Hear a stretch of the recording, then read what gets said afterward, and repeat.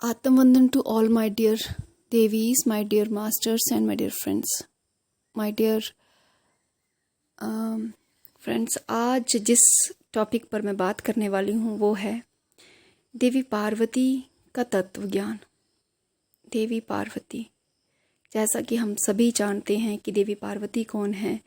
महादेव की पत्नी, शिव शंकर की शिव अर्धांगिनी, महागौरी, श्री शैलपुत्री। हमें इनके नामों से ही सब समझ आता है। अगर हम ध्यान से देखें तो देवी पार्वती कौन है? देवी पार्वती हैं शिव की अर्धांगिनी, अर्थात शिव। शिव अर्थात हायर कॉन्शियसनेस। शिव अर्थात जो सब जगह समाया है, जो पूरे विश्व में है, वो है शिव। शिव और उनकी जो शक्ति है वो है देवी पार्वती। तो देवी पार्वती वो है जो लगातार पूरे विश्व को क्या प्रदान कर रही हैं? शक्ति। यह हमें मालूम है कि शक्ति के बिना शिव शव हैं, अर्थात इस पूरे विश्व में अगर शक्ति ना हो तो हम सब भी क्या हो जाएंगे? निष्प्राण। अर्थात शिव क्या हो जाएंगे? निष्प्राण। जैसे मेरा ये पंच भौतिक शरीर है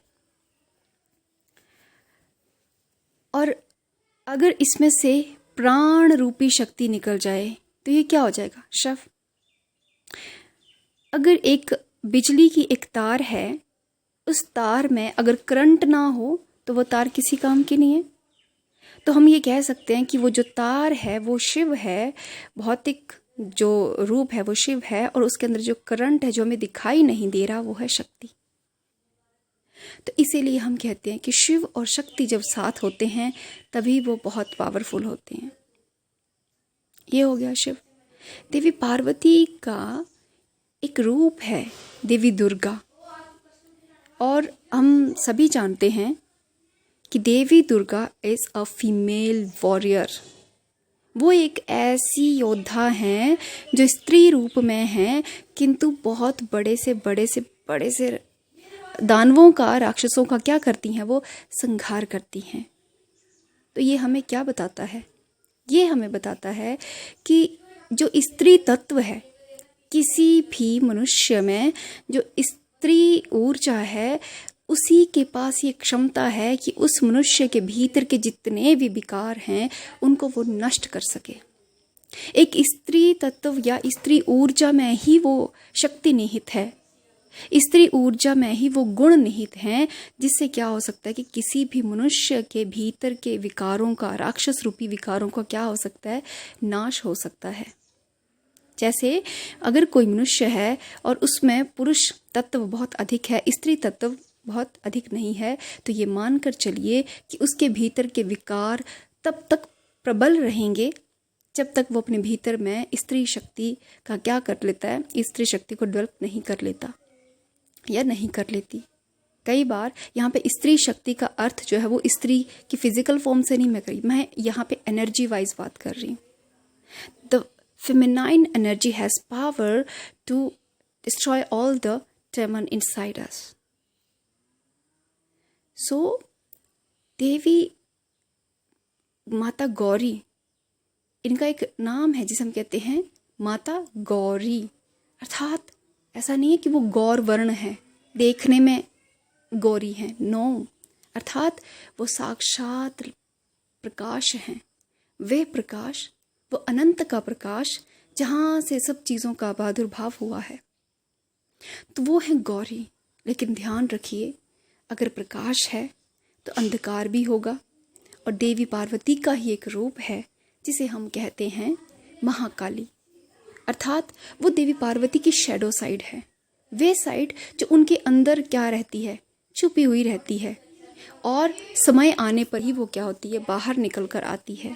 हम सभी जानते हैं कि शैडो साइड ही है जो हमारे पूरे जीवन को कंट्रोल करती है। अगर आपको शैडो साइड के बारे में मालूम नहीं है तो मेरी एक वीडियो है, उसको ज़रूर आप देखिए जाकर। हम क्या करते हैं, जैसे हम बड़े होते हैं तो हम बहुत सारी ऐसी चीज़ें हैं जो अपने अंदर छुपा लेते हैं, वही हमारी शैडो बन जाती है। और इनडायरेक्टली वही शेडो जो है हमारे लाइफ को कंट्रोल कर रही होती है, हमारी लाइफ में जितने भी प्रॉब्लम स्ट्रगल्स आते हैं उनको कंट्रोल कर रही होती है। तो जब तक हम उस शेडो साइड को एक्सेप्टेंस में लेकर या लाइट में लेकर नहीं आएंगे, जब तक वो महाकाली महागौरी के रूप में परिवर्तित नहीं होगी, हमें शांति प्राप्त नहीं होगी। क्योंकि महाकाली क्या है, एक वायलेंट फॉर्म है, बहुत उग्र है। और गौरी क्या है, गौरी बहुत सॉफ्ट, एक गृहिणी जो पतिव्रता है, 2 पुत्रों की माँ है, ममता से भरी हुई गौरी वो है। तो हमें ये बताता है, देवी पार्वती हमें ये बता रही हैं कि हमें, देवी पार्वती इनका नाम है पर्वतराज की पुत्री, अर्थात हमें भी पर्वत की तरह होना है। जैसे कि हिमालय पर्वत स्थिर रहता है, हमें भी अपने जीवन की प्रत्येक सिचुएशन में, प्रत्येक प्रॉब्लम में बिल्कुल स्थिर रहना है। एक न्यूट्रल भाव से, साक्षी भाव से हर चीज़ को देखना है। और जब हम ये साक्षी भाव अपने हृदय में लेकर आएंगे तो हम क्या होंगे, एक उन्नत आत्मा बन जाएंगे। और हम किसको प्राप्त कर सकते हैं फिर, शिव रूपी उस हायर कॉन्शियसनेस को। तब हम कहेंगे कि हम भी, हमारे अंदर किसके गुण आए हैं, उस देवी पार्वती के गुण जो हैं वो हम में समाहित हैं। देवी पार्वती का चरित्र हमें ये बताता है कि हमें एक आदर्श गृहिणी होना चाहिए। एक आदर्श गृहिणी परम योगिनी हो सकती है, क्योंकि देवी पार्वती ने ये उदाहरण स्थापित किया है। वो 2 पुत्रों की माता है, अपने पति की भरपूर सेवा करती हैं, इसके बावजूद वो परम आद्या शक्ति हैं, वो परम तपस्विनी हैं, वो बहुत बड़ी मेडिटेटर हैं। ये हमें बताता है कि हमें अपने जीवन में हायर कॉन्शियसनेस को पाने के लिए गृहस्थी का त्याग नहीं करना है। गृहस्थी को साथ रखिए, गृहस्थी के साथ साथ अपने उन कार्यों को भी पूरा कीजिए जो आपके दायित्व हैं, और उसके साथ साथ अपने ऊपर फोकस कीजिए, अपनी शैडो साइड पे काम कीजिए, अपने अस्त्र शस्त्रों द्वारा, अपने दया के द्वारा, अपने प्रेम के द्वारा, अपने ममत्व के द्वारा, अपने मातृ शक्ति के द्वारा अपने भीतर के विकारों का नाश कीजिए। तो देवी पार्वती एक बहुत बड़ा हमारे सामने एक उदाहरण है, एक गृहस्थ होते हुए संन्यास्त होना। तो हमें ये साफ स्वच्छ रूप से वो क्या कर रही हैं, अपने आप को दिखा रही हैं कि देखिए, आपको गृहस्थी का त्याग करके कहीं नहीं जाना है, आपको गृहस्थी में रहकर ही उस हायर कॉन्शियसनेस के लिए मेडिटेशन करनी है। अब ये हम लोग एक्सक्यूज़ देते हैं कि हमें समय नहीं मिलता है, बच्चे हैं, पति हैं, कोई नहीं। अगर आपकी चाह है उस हायर कॉन्शियसनेस तक पहुंचने के लिए तो आप रात में भी समय निकालेंगी। तो शिव को अगर पाना है तो हम जानते हैं कि सती की कितनी बड़ी परीक्षा हुई थी। हम ये जानते हैं कि राजमहल की राजकुमारी देवी पार्वती ने कितनी घोर तपस्या की थी। उस घोर तपस्या करने के बाद ही उसे शिव प्राप्त हुए थे। तो माय डियर फ्रेंड्स, ये जो साधना का रास्ता है ये बहुत आसान तो नहीं है, ये फूलों से भरा हुआ तो नहीं है, लेकिन इसकी जो अंतिम मंजिल है वो बहुत सुखदायी है। Thank you so much.